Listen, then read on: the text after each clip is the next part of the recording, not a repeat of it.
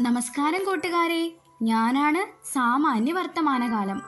ക്രിയയുടെ ഏത് രൂപത്തിൽ നിന്നാണോ വർത്തമാനകാല ക്രിയകളുടെ സാമാന്യ രൂപങ്ങളെക്കുറിച്ചുള്ള അറിവ് ലഭിക്കുന്നത് അതിനെ സാമാന്യ വർത്തമാനകാലമെന്ന് പറയുന്നു.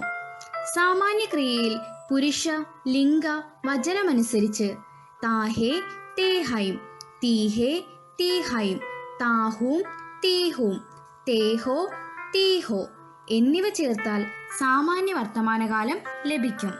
ഉദാഹരണത്തിന്, ഞാനിപ്പോൾ ഹാത്തിയാണല്ലോ. ഹാത്തി ഖേൽത്താ ഹേ. എന്താണ് ഹാത്തി ഖേൽത്താ ഹേ?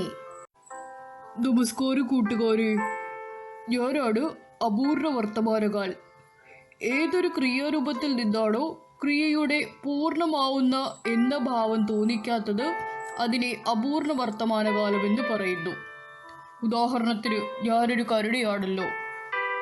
അതായത് ഞാൻ ഹിന്ദിയിൽ എന്നെ ഭാലു എന്ന് വിളിക്കും. ഭാലു നാച്ച് രഹാ ഹേ, ഭാലു നാച്ച് രഹാ ഹേ.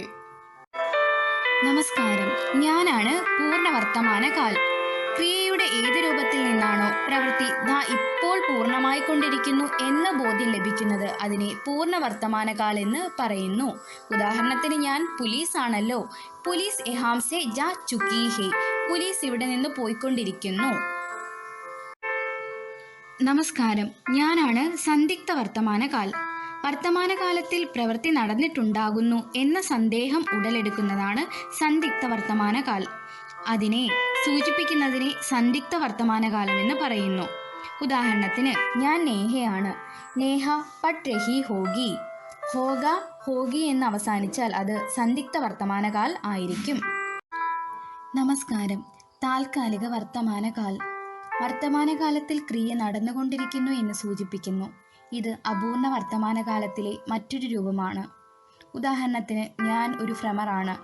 ഭ്രമർ നാച്ച് രഹാ ഹേ. ഭ്രമർ നാച്ച് രഹാ ഹേ അപൂർണ വർത്തമാനകാലത്തിലെ പോലെ രഹാഹേ എന്ന് അവസാനിക്കും. നമസ്കാരം, ഞാൻ സംഭാവ്യ വർത്തമാനകാൽ. വർത്തമാനകാലത്തിൽ സംഭവിക്കാൻ സാധ്യതയുള്ള ക്രിയയുടെ രൂപത്തെ സംഭാവ്യ വർത്തമാനകാലെന്ന് പറയുന്നു.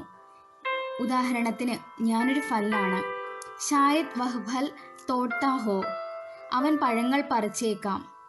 താഹോ തീഹോ എന്ന് അവസാനിക്കും.